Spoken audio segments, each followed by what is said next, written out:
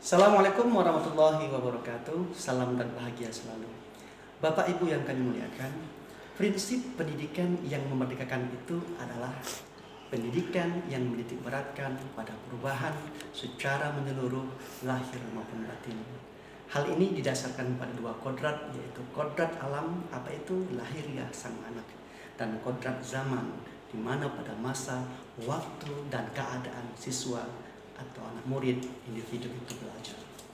Kemerdekaan yang dimaksud dalam pendidikan itu adalah bersifat tiga hal: berdiri sendiri, tidak bergantung kepada orang lain, dan dapat mengatur dirinya sendiri.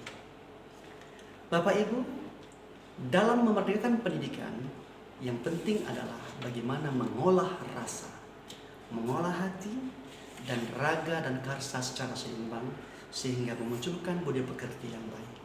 Sehingga dengan keseimbangan itu akan menghasilkan masyarakat dan anak didik yang penuh kebijaksanaan dan memerdekakan. Pendidikan adalah tempat persemaian segala benih-benih kebudayaan yang hidup dalam masyarakat. Yang perlu kita ingat adalah hidup berbangsa, banyak budaya, maka inilah yang menjadi salah satu aset bagaimana kita memerdekakan pendidikan yang merupakan bagian dari kebudayaan manusia itu sendiri.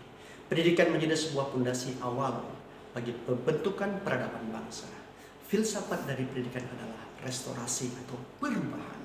Oleh karena itu, kebudayaan itu, pendidikan itu haruslah dinamis dan tidak boleh statis. Filosofinya adalah bergerak sebagaimana tata surya terus berputar, bagaimana planet mengelilingi pusat tata surya adalah matahari. Ibarat matahari adalah guru, dan planet-planet dari Merkurius sampai dengan Pluto adalah anak didik kita. Oleh karena itu, teruslah bergerak, merdeka, dan terus bergerak dan menggerakkan. Terima kasih. Assalamualaikum warahmatullahi wabarakatuh. Salam dan bahagia. Hidup guru penggerak.